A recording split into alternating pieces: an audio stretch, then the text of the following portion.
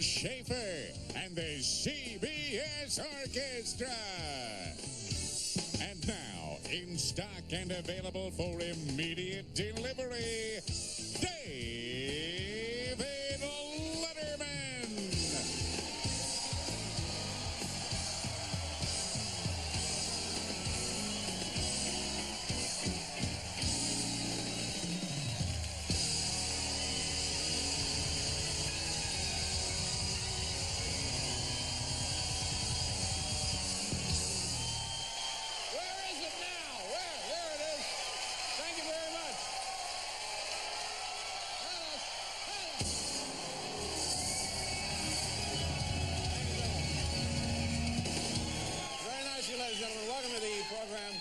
It makes me feel wonderful. You're watching The Late Show. I'm the host of The Late Show, by the way. My name is Dave Letterman, the most patriotic man in American broadcasting.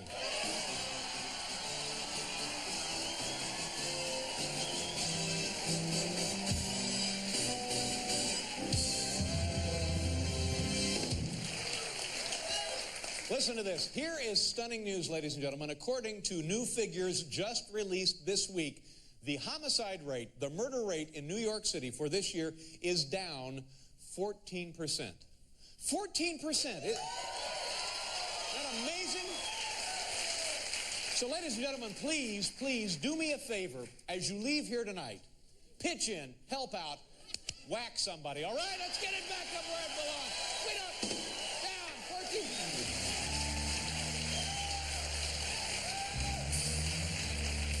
I tell you, things have gotten so safe here in New York City. Things have gotten so safe.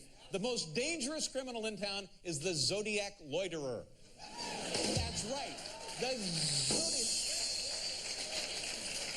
Ladies and gentlemen, earlier today, the blockbuster movie of the summer, Independence Day, opened all over the country. How many of you went to see Independence Day? As you know, the movie Independence Day, it's about space aliens. Space aliens come to Earth, and they destroy the White House. Now, fortunately, at the time, President Clinton is shacked up at the Marriott, so he's okay. He's got a scratch on him. Everything's fine there.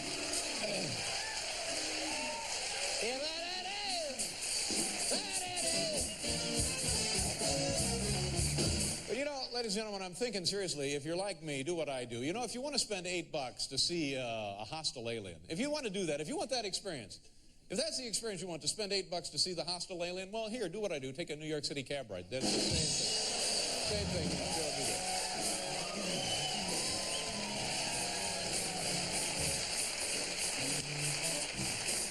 Ladies and gentlemen, we have news from the campaign trail. Bob Dole, Senator Bob Dole, former Senator Bob Dole, presidential candidate Bob Dole was on the Today Show earlier today talking to Katie Couric, and Bob, in the last week or so, last couple of weeks, said some interesting things about tobacco and cigarette smoking. Today on the Today Show, or yesterday on the Today Show, Bob said that he felt former Surgeon General C. Everett Koop, former Surgeon General C. Everett Koop, had been fooled, had been brainwashed about the dangers of smoking cigarettes. Oh, yeah, what a stoop that guy was, huh? To be fooled by millions and millions and millions and millions of tobacco-related deaths. Boy, what a boob that guy was. How dumb, how gullible. Sure. I'm going to tell you something. The only guy that ever brainwashed C. Everett Koop, the only guy to ever brainwash the former Surgeon General was the guy that said, no, seriously, girls dig the chin-strap beard. Seriously. Go with that. That's the only guy. C. Everett Koop. So anyway, Bob Dole is on the Today Show, and he told Katie Couric he felt that the government should not be regulating tobacco. He said the government should not be regulating tobacco. It should be a free choice among adults. Adults should be free to make a choice. Oh, that's great, Bob. What about abortion? That's a whole different deal. But anyway, sure.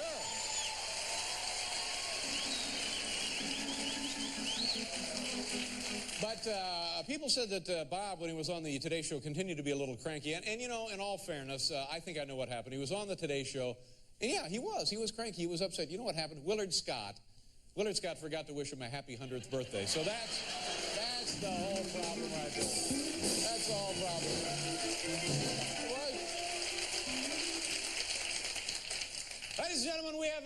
wonderful television program for you here tonight.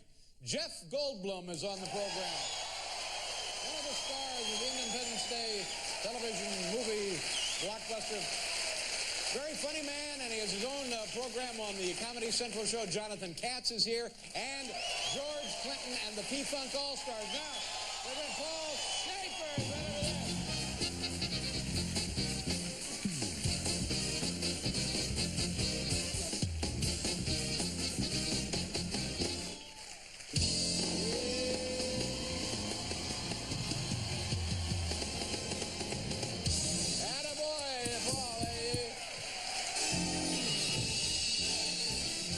Ladies and gentlemen, let me be the first now to wish you and yours a very, very happy 4th of July. Thank you very much. You're quite welcome, Paul. Thank you. You're the first. Enjoy the 4th of July. Very, very happy.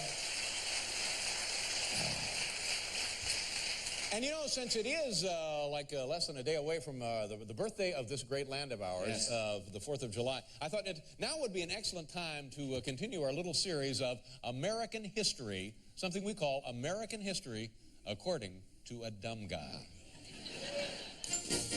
On this date in American history, according to a dumb guy. Tonight's dumb guy is Andy Crawford of Burlington, Vermont.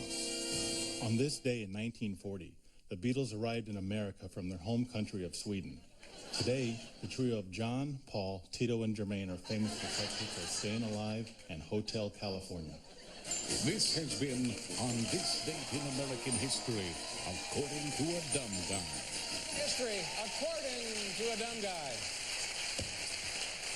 Paul, as you know, I have friends down in Washington in the FDA. You know what that is? Yes. That's the Food and Drug Administration. And anytime there is a new product that's going to be consumed by you, the American public, it has to be approved. I don't care whether it's food. I don't care whether it's drugs. I don't care whether it's an administration. It has to be. It has to be approved by the FDA, the Food and Drug Administration. And my friends down there, the guy's name is Steve.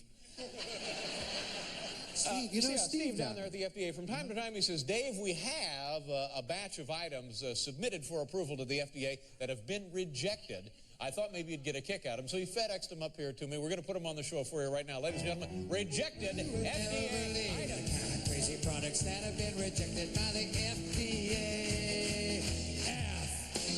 FDA.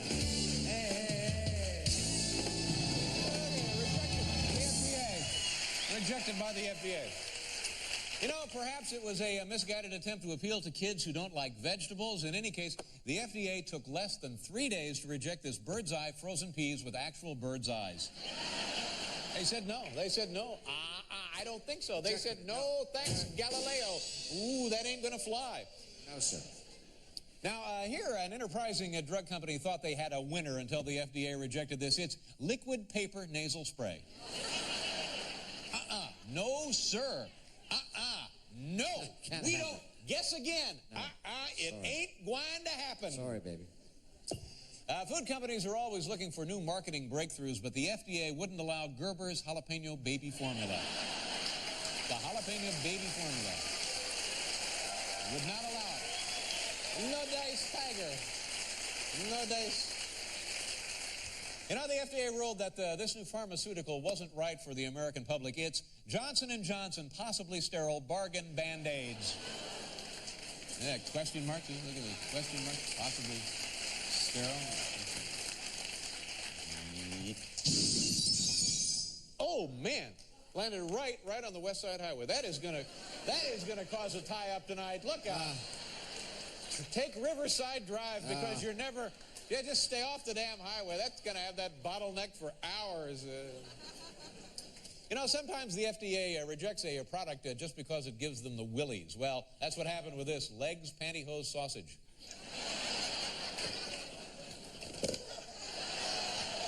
Look at that. They give you the willies, Paul?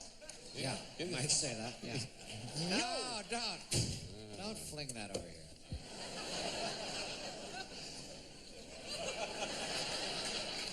You can thank your lucky stars that the FDA protected us from this brainstorm. It's a little something called Colgate toothpaste and bathroom caulk.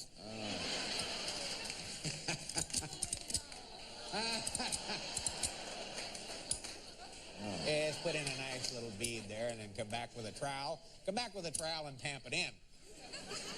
Let's go up to the family room and see how Bob's doing with the paneling now. You just let that dry about 48 hours, then you're ready to go. Backwards.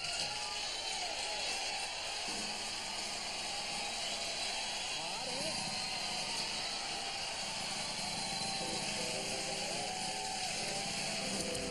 Good coffee. Yep. Add a little of this. Add a little of this. You know, it seemed like a good idea in the boardroom, but the FDA said, no thanks, Evian New York Street puddle water. Don't want that. Don't need it.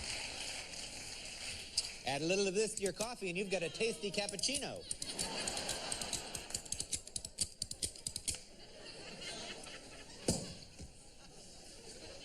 You know, you've got to admire the bold artistic vision that went into this next food item, but still the FDA rejected it. It's, look at that, it's not a bad idea. Holly Farms chicken breasts with tattoos.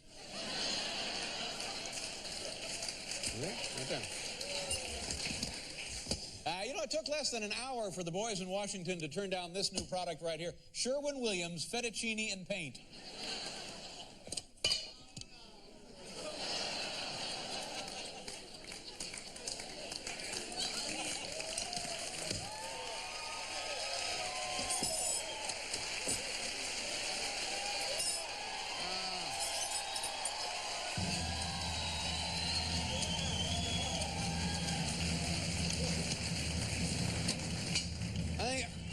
I think the Romans went through a period like this. Very close to the end of their civilization.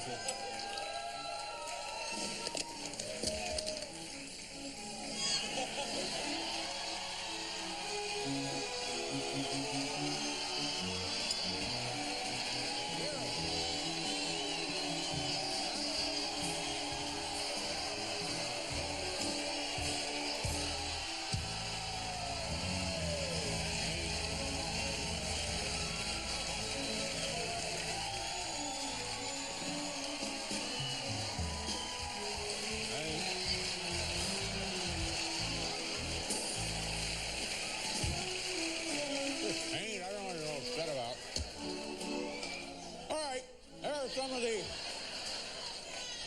rejected FDA items, ladies and gentlemen.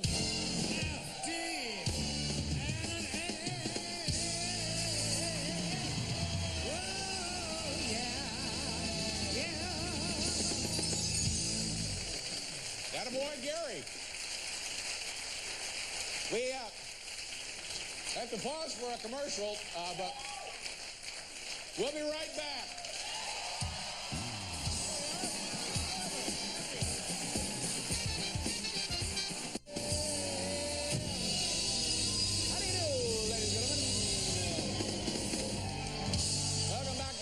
Program. Jeff Goldblum is here, Jonathan Katz, and George Clinton and the P-Funk All-Stars. And tonight, we're doing what we do each and every night. We make audience members sick. Look at the videotape. An actual woman in the audience. Slow motion replay. Look at that. Oh! She's sickened. She's sickened with delight. She's laughing. There she's doing it again. Sickened with delight. Someone run up there. Heimlich that woman. Sickened with delight. And, boy, you know, I want to tell you something. This Independence Day movie, do you know what this movie is all about? It's about, and by the way, this is the kind of thing that seriously could happen any day now. I have a friend of mine down in Washington, or as we say in Indiana, Washington, who works at the Pentagon, Paul, Pentagon. His name is Ed. No. You know Ed. Steve works at the FDA. Ed works at the Pentagon. He told me that people come to this planet all the time from Mars. You did? All the time. People come? More often than you would like to think. He said they're coming left and right. They get like a regular shuttle. Just tourists? This is the Mars, tourists. Mostly it's tourists. They come for the shopping. No kidding. They like to shop. They go to a show, you know. But mostly it's the shopping. Parking stuff. Anyway, Ed was telling me that something like this could happen. An alien civilization from a different solar system, a different unit, a different galaxy, come down, adios, geschwinkto, we're dust. He said it could happen. And 49% of Americans believe that there is life on other planets. And I'm thinking to myself, You know what we ought to do? We ought to send Rupert, Hello Delhi, that guy. We ought to send...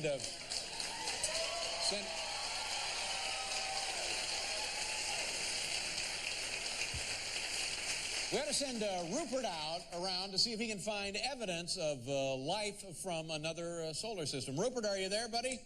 Yeah, hi, Dave. Good, how Rupert, how are you? Nice to see you.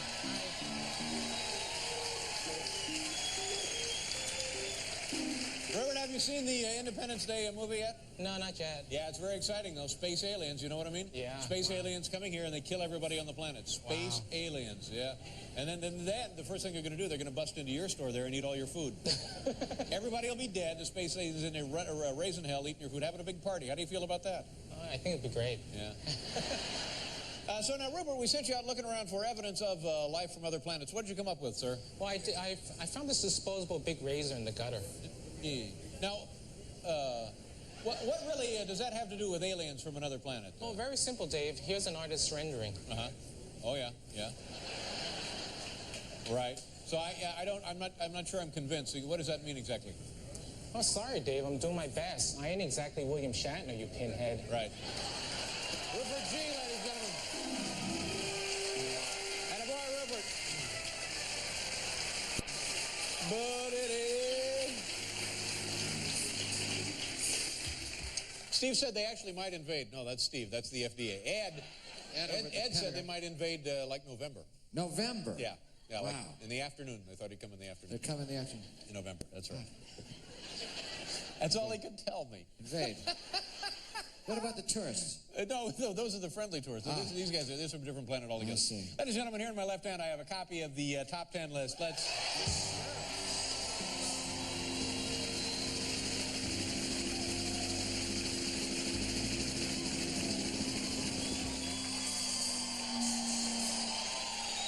Top 10 signs. Bob Dole now is in bed with the tobacco industry, because I want to tell you something. This man, this revered, this respected, this decorated war hero, a public servant who has served this country well for many, many, many a year, is now saying some very odd things about cigarettes, tobacco, and smoking. Top 10 signs now. Bob Dole may be in bed with the tobacco industries.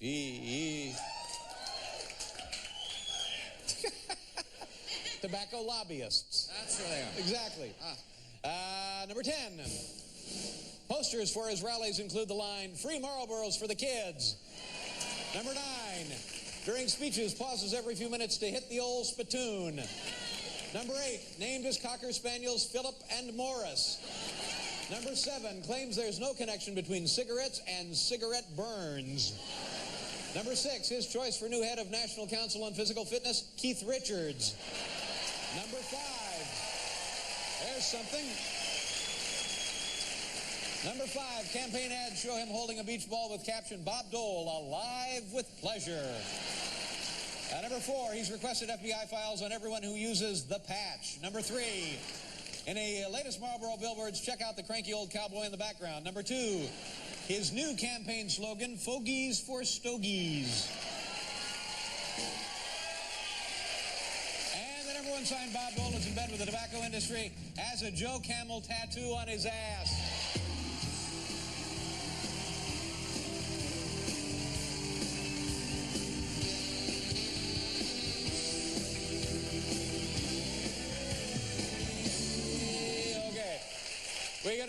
We're gonna do us a commercial when we come back. Jeff the Goldblum will be out here to talk about Independence Day. Come on back.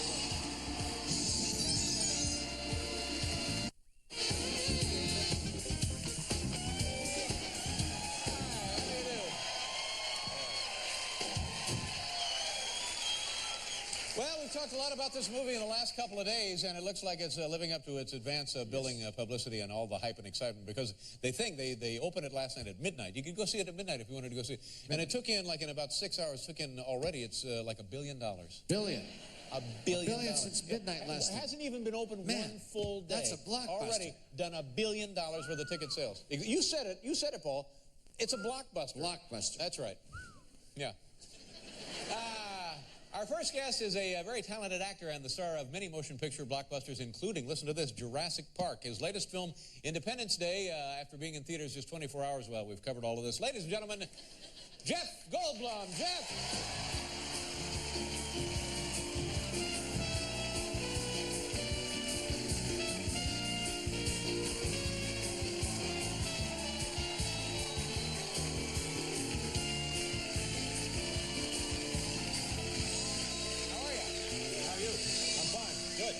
You must be excited. Let's talk a little bit about the film. First of all, I've got the story right. It's space aliens that come down and kill everybody. Yes, yes. More or less, right? You know, on camera, this looks blue. It's a Glen plaid. It's a very subtle Glen plaid. A little thin plaid. That's so there. lovely, Yeah. so Well, lovely. thank you for noticing. Thank you for caring. I do. You say that insincerely, but I do. You were saying I interrupted you. All right, now, and last night Will Smith was on the show, by the way. Wonderful, wonderful actor. Yeah. So the movie is aliens come down, kill everybody. Yes, sir. More or less, that's it, right? Yep. What is your role in it? I play an impassioned cable guy. Pretty good. I like that. You're such an easy laugher. Oh, I enjoyed that. I thought you were going to say you play a guy at the Pentagon named Ed. That's what I thought you were going to say. No.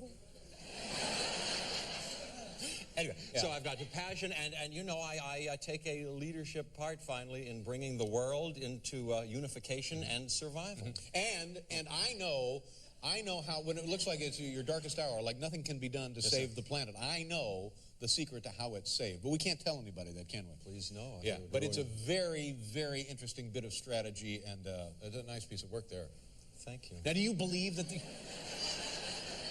these folks are out there? Oh, the aliens, extraterrestrials? Well, whatever. You know, right. I know what you mean.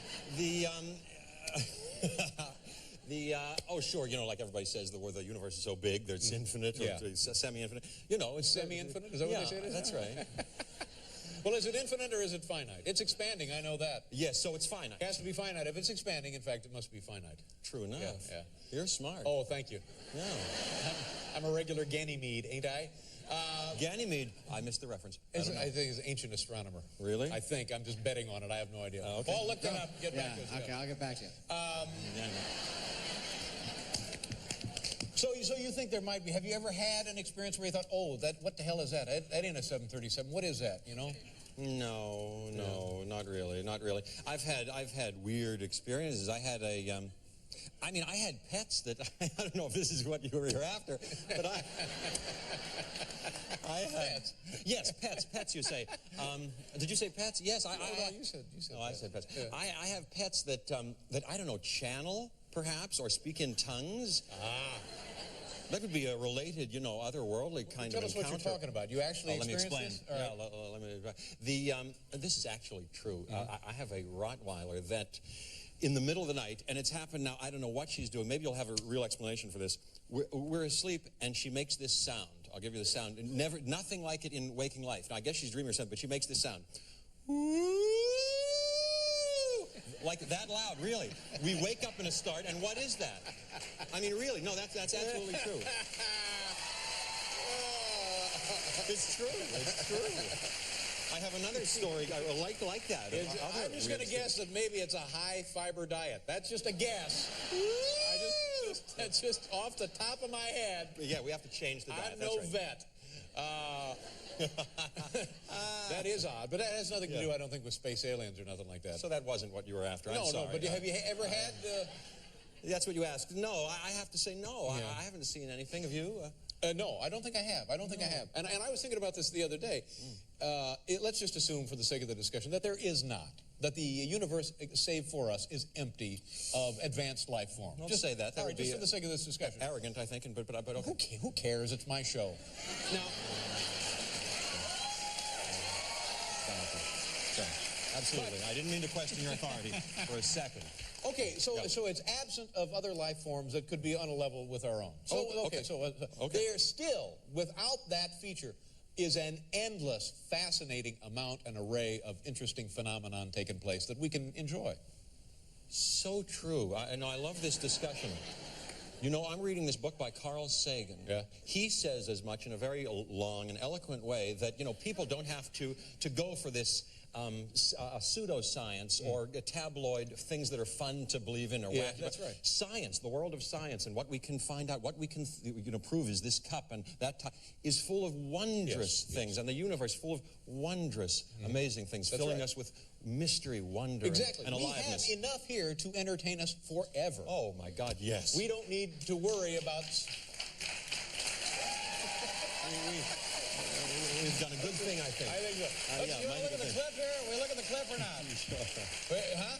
Do what? I can't hear. Do what? Afterwards? We do this? Okay, then we'll look at the clip. Is that right? Okay, we're going to show a clip of the film. Yes, sir. All right, and how many times have you seen it? The film itself, twice. Will Smith said he's seen it 3, so you got your work cut out for him. We'll be right back, ladies and gentlemen, with Jeff Goldblum.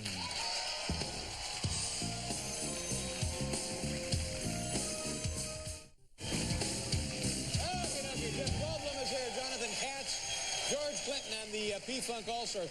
Now, this is interesting. I said I'm no Ganymede. I just took a shot. I thought maybe it's an ancient astronomer. No, not at all. Ganymede comes to us from Greek mythology. Beautiful youth, carried off by Zeus to be cupbearer of the gods. To be what? Cupbearer of the gods. What is that? What does he do for the gods? Well, he bears the cup. It's like, you know, we have him here. Oh. It's a union gig. No. They bring these things up. But it doesn't sound... It doesn't sound. He's a Greek. It doesn't sound Greek. It sounds like English, like an English general Ganymede, like a guy who discovered something. That's what I wish you'd know. That's not what I was saying. No, it did not happen at all. Okay. Jeff, well, let's take a look at the movie. Tell us the clip we're going to see. The special effects in this thing are fantastic, aren't they? Thank you. Yes, they are. I don't think you're going to see special... Well, you may see a couple of special effects in here now that I think of it. They're incredible. You know, you see this big ship and da-da-da-da-da. This clip is with me and Harvey Fierstein. He's my boss at the cable company, and I have just discovered, Now, wait a minute. You don't work for a cable company, do you? Sure. Really? Yeah. Oh, okay. Why does that sound... It just sounds like another movie that was out this summer. All right. Yeah.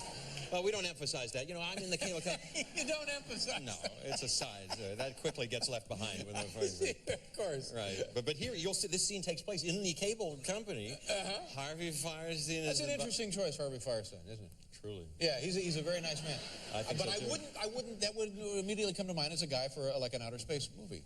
Harvey's, well, come to think of maybe. Yeah. All right, so we take a look at it now? Please. All right, here we go. It's Independence Day. Jeff Goldblum. It's like in chess. First, you strategically position your pieces. Then when the timing's right, you strike.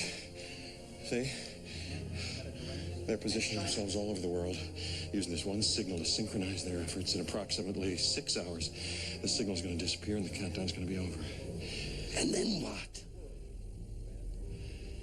Checkmate.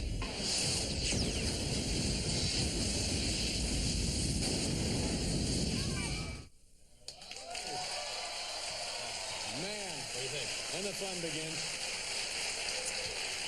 And I guess people know by now, I myself have a small part in the film. Yes, I know. Here I am in Independence Day. Roll it if you don't mind. There's going to be a lot of frightened people out there. Yeah? I'm one of them. These pancakes are cold. Whoa! My gosh!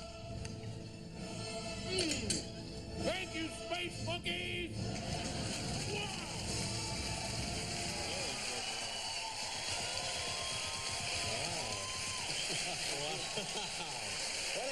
What did you think of that, ma'am? Was that all right? Did you enjoy that? Oh my God.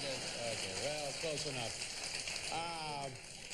What do you do? Now, this must be a fine moment in the life of an actor because a new piece of work that you're in has just opened, doing unbelievably well, so you're feeling gratified that a lot of people get to see your work. It must be a great time for you. Thrilled. I'm very thrilled. Yeah. Very, very thrilled. It's true. I feel so lucky and to be in this movie with so many great actors, you know. And then I do that Jurassic Park sequel called Lost World. Oh, my God. That's something. I don't know how I got so lucky. What are you going to do for the summer? For the summer? You know. I'm going to fishing, water skiing, golf, tennis. No. You know, I'll start. What is this? July? I have no plans. Why? What are you doing? Yes, it's July 4th. I'll be here every damn night entertaining America. Yeah.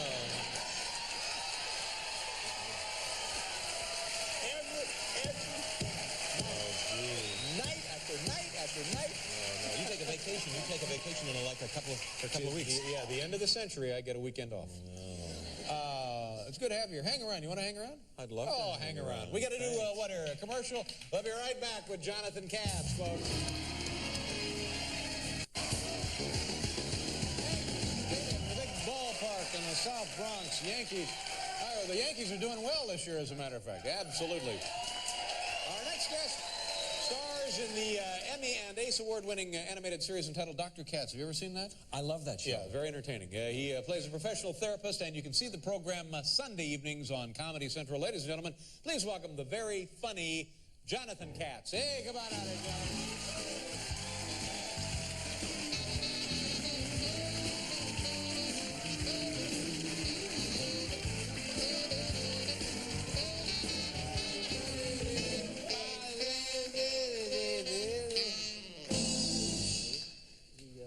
Historian. What's going on, boys? He's having a reunion with me, but we've never met. A reunion? Yeah. For what? Yeah. What do you think I we was went to school? speculating. There was a Jonathan Katz. I don't want to take him to There was a Jonathan Katz I went to acting school with. And I thought, Playhouse? yes, exactly, in 1970. And I wasn't sure because it could look a little bit like it was 25 years ago, and I haven't seen him since. But Oh, that was me. All right, I'll tell you what. Let's see how the audience votes. What do you want to send him on another date?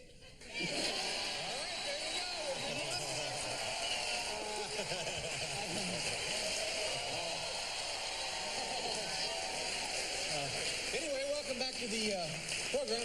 Congratulations on the success of your show, and I'm told that there is kind of a special connection for you here in this theater. Ed Sullivan Theater. Ed Sullivan is the reason I'm in show business. Is that right? When I was a kid, my dad would bring me here. And when I was a teenager, I actually auditioned for the Ed Sullivan Show. I was a teenage mentalist. Is that right? Yeah, but I got out of that racket. Oh, you quit? Yeah. Yeah. Yeah, I had to, because it's just so hard to tell what people are thinking. So you gave it up? Yeah. And now, Yeah.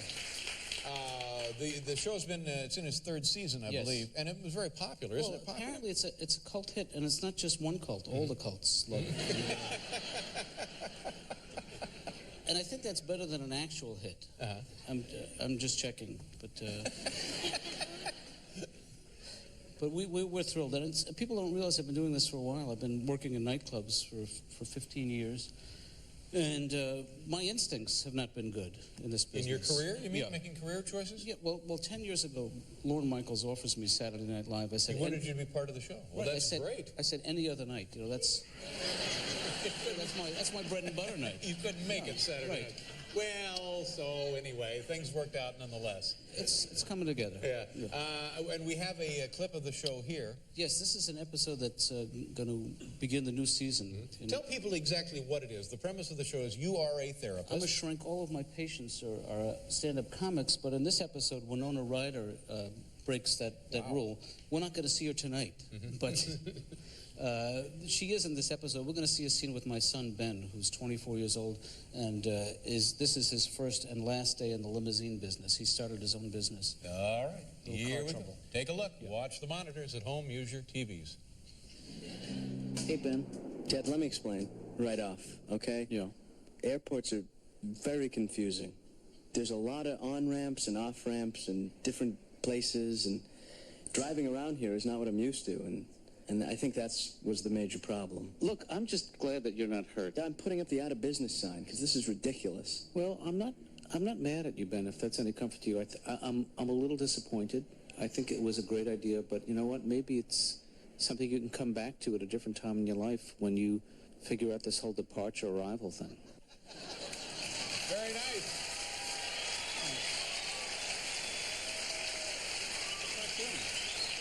I love it.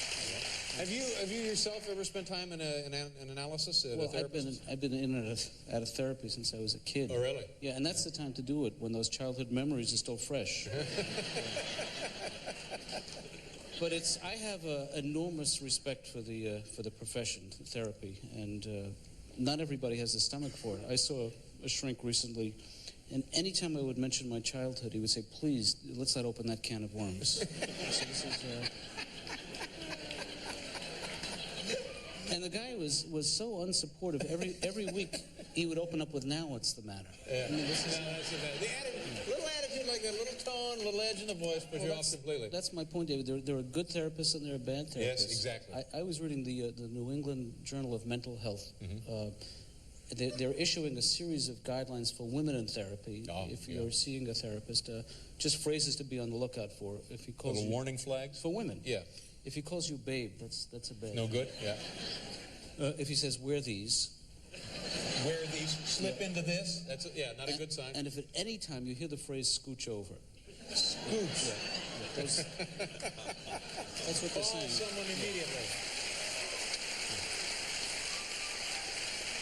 Now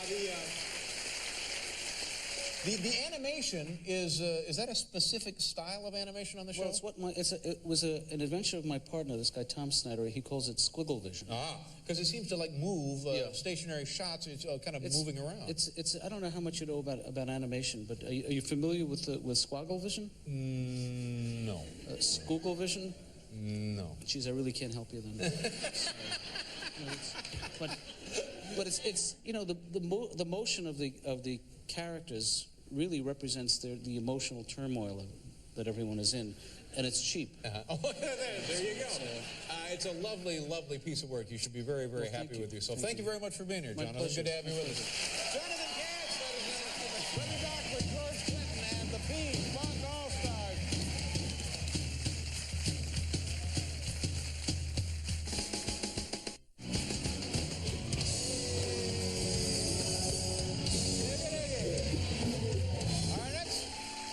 Our next guest is, by all accounts, the founding father of funk. I used to think it was Betty Crocker.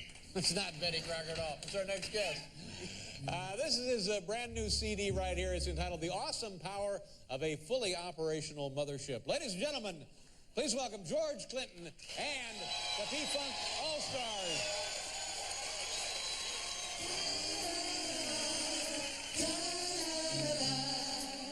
We come to town to put a smile on your face, but they say it's illegal. Hey, P-Funkadelic put it right in your face, but they say it's illegal. Come on, put your hands together. Time to put a smile on your face, but they say it's illegal. Good God. Hey, P-Funkadelic put it right in your face, but they say, get on up, stand on up. Come on, stand up, stand on up. Okay, in the city, hey, where P-Funk is the way of life. Everybody getting funky. Funky all through the night. Hey, are you ready? Don't stop. Party with P-Funk. Everybody.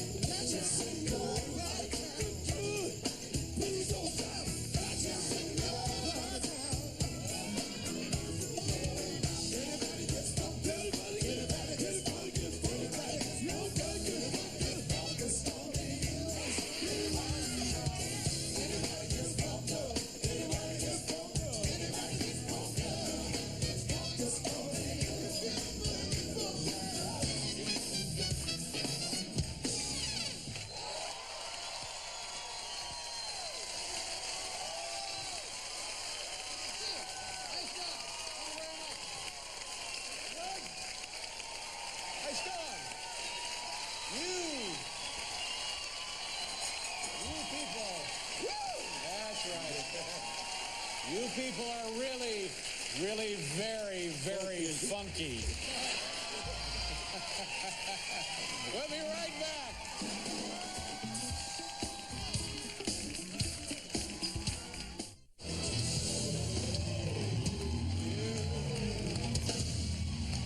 Yes, sir. George. Nice going. I want to tell you, this studio audience, I don't know if you can tell it at home, but our studio audience here tonight, they were really getting down.